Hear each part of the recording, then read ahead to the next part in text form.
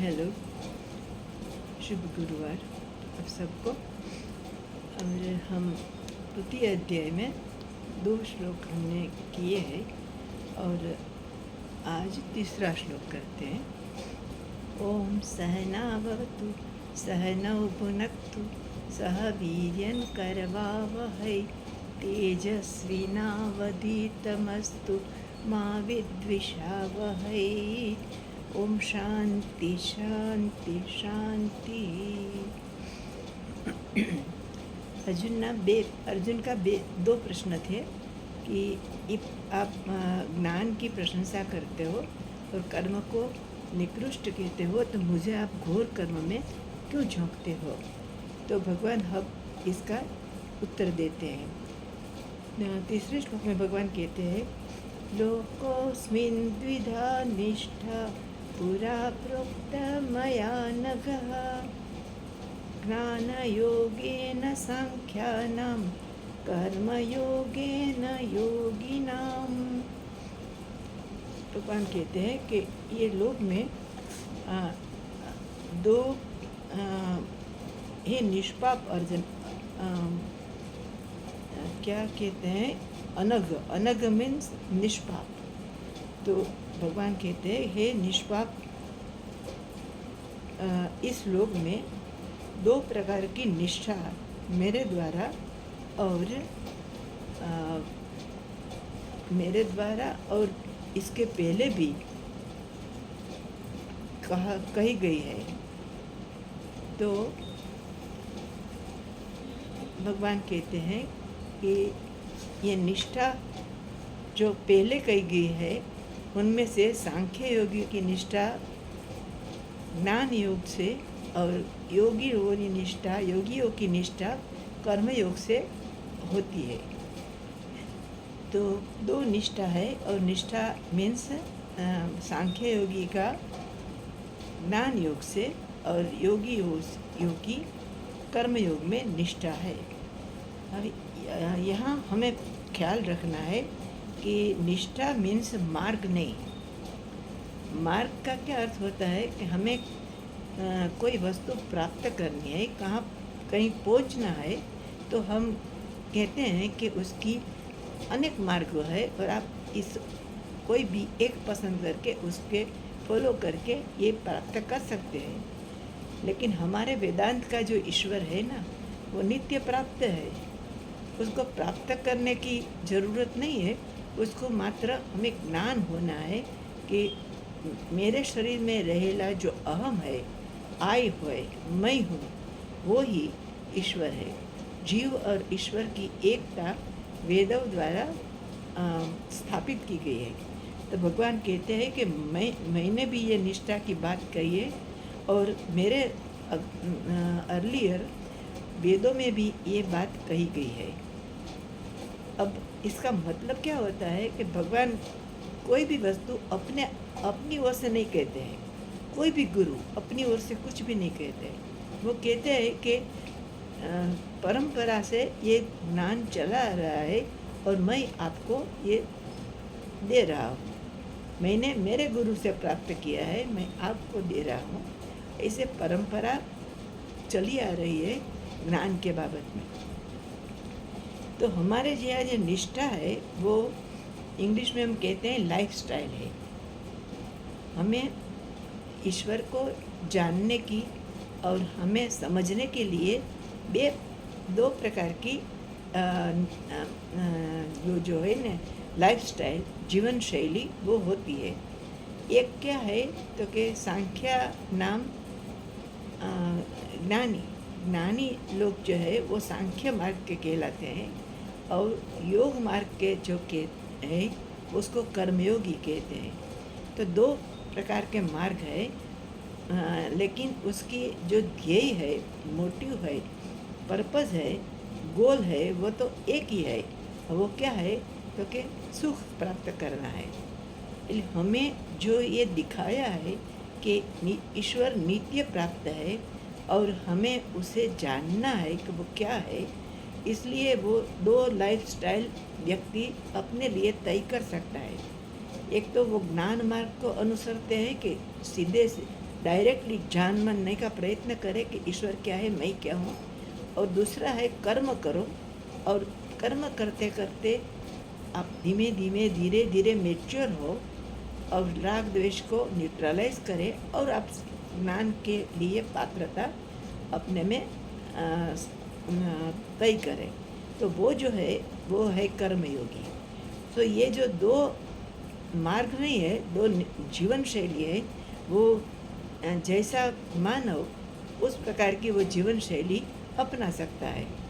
किसी को क्या चाहिए, भोगने की इच्छा होती है, कुछ कंफर्ट्स और लग्जरी की उसको इच्छा होती है। और दूसरे क्या है कि उसको कुछ भी नहीं चाहिए, उसको मात्र जानना है कि मैं कौन हूँ, यहाँ क्यों आया हूँ, ईश्वर कौन है, और मैं और ईश्वर दोनों एक कैसे है, वो उसे जानना है। दूसरा कोई उसे जीवन में उद्देश्य नहीं है। वो ज्ञानी का सांख्य मार्ग है। और इधर कर्मयोग है, वो भोगते भोगते काम करते करते वो अपने में मैच्योरिटी खड़ी करता है, अंतःकरण शुद्धि प्राप्त करता है। तो वो जो कर्मयोगी है, वो जो कर्म करते करते जो अपने में राग द्वेष को न्यूट्रलाइज करते हैं, और वो ये जो ईश्वर को जानने का प्रयत्न उसका भी है, लेकिन उसकी निष्ठा अलग प्रकार की है। वो कर्म करते हुए जानता है, वो मात्र ईश्वर को ही जानना चाहता है। तो ऐसे भोग प्रधान जो व्यक्ति अपना जीवन शुरू करता है, उसको कर्मयोगी कहते हैं। भोगने में कोई दिक्कत नहीं है।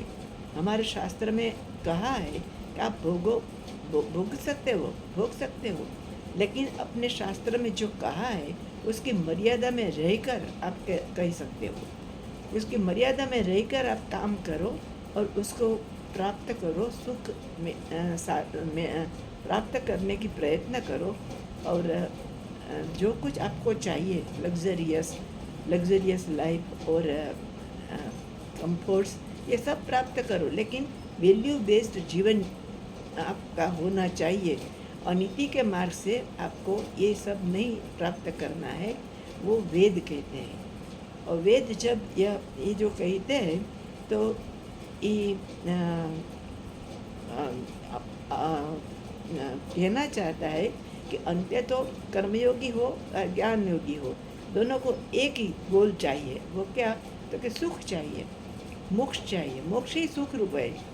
दूसरे में तो हमें इच्छाएं होती है, उसको प्राप्त करने के लिए हमें काम करते हैं, काम करते करते हमें फल मिलता है, फल भोगने के लिए हमें फिर काम करना पड़ता है, जन्म लेना पड़ता है, ये सब चलता ही रहता है चक्र।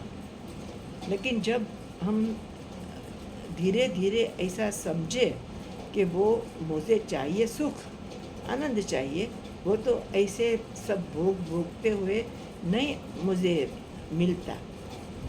अलबत्त ये सबको ऐसा विचार नहीं आता है जिसका जीवन मूल्य बेस्ड है, वैल्यू बेस्ड है, जिसका जीवन नीति के आधार पर चलता है और शास्त्र की मर्यादा में रहकर वो सुख प्राप्त करने की, कंफर्ट प्राप्त करने का प्रयत्न करता है।